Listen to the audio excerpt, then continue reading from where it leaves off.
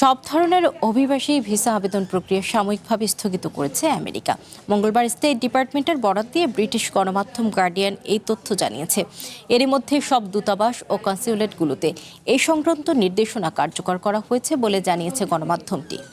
নগদ নিয়ে এলো হার না মানা হার অফার। সর্বনিম্ন 10,000 টাকা রেমিটেন্স নগদে পাঠালে থাকছে স্বর্ণের হার জেতার সুযোগ। অভিবাসন সংক্রান্ত বিধিনিষেধ আরও কঠোর করার পদক্ষেপ নিয়েছে ট্রাম্প প্রশাসন। এর অংশ হিসেবে সব ধরনের অভিবাসী ভিসার আবেদন সাময়িকভাবে স্থগিত করেছে দেশটি। স্টেট ডিপার্টমেন্টের বরাত দিয়ে গার্ডিয়ান এই তথ্য নিশ্চিত করেছে। ট্রাম্প প্রশাসন বলছে, যেসব আবেদনকারী ভবিষ্যতে ওয়াশিংটনের সরকারি সহায়তার উপর নির্ভরশীল হতে পারেন, তাদের প্রবেশাধিকার সীমিত করতেই এই উদ্যোগ। অগাস্টের শুরুতেই আমেরিকার সব দূতাবাস ও কনস্যুলেটে এই উদ্যোগ চালু করা হয়। এ বিষয়ে বিস্তারিত প্রশিক্ষণ দেওয়ার জন্য ভিসা সাক্ষাৎকারের সময়সূচিও পরিবর্তন করা হয়েছে।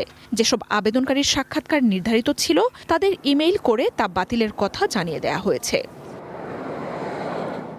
এর মাত্র একদিন আগেই আমেরিকায় আশ্রয় চাওয়া 2 লাখ অভিবাসীর ভিসা বাতিল প্রক্রিয়া শুরুর ঘোষণা দেয় স্টেট ডিপার্টমেন্ট। পর্যটন ও ব্যবসার উদ্দেশ্যে দেশটিতে প্রবেশের পর তারা এই আবেদন করেন বলে জানানো হয়। এছাড়াও ট্রাম্পের অধীনে ভিসা আবেদনকারীদের ওপর আরও নতুন কিছু বিধিনিষেধও আরোপ করা হয়েছে, যার মধ্যে আবেদনকারীদের সামাজিক যোগাযোগ মাধ্যমের কর্মকাণ্ড পর্যালোচনা, ভিসা প্রক্রিয়ায় অতিরিক্ত খরচ চাপানোর মতো পদক্ষেপ রয়েছে। এর আগে অতিমাত্রায় সরকারি সহায়তার উপর নির্ভরশীলতার অভিযোগ এনে বাংলাদেশ সহ 75টি দেশের অভিবাসন প্রত্যাশীদের আবেদন বাতিলের উদ্যোগ নেওয়া হয়। তবে এই সপ্তাহেই দেশটির ফেডারেল এক আদালত সেই সিদ্ধান্ত বাতিল করে দেয়। মার্জিয়া উপমা, ওয়ান ইন্টারন্যাশনাল ডেস্ক।